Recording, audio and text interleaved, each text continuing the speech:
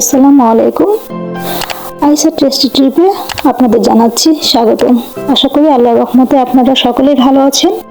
এটা আমার গাছের কাঁচামরিচ দিয়ে বেগুনের ভর্তা আর রুটি করে আপনাদেরকে দেখাবো কিভাবে সুস্বাদু সুন্দর টেস্টি রুটি করা যায়।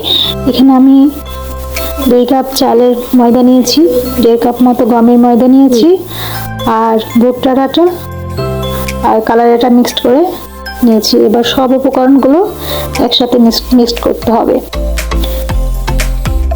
মিক্সড হয়ে গেলে সুন্দর করে একটু একটু করে পানি দিয়ে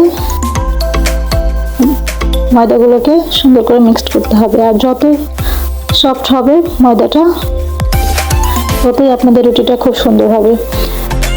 হ্যাঁ, আস্তে আস্তে একটু হলে কি যে সফট করার চেষ্টা করতে হবে ইনশাল্লাহ, তাহলে রুটি খুব সুন্দর হবে।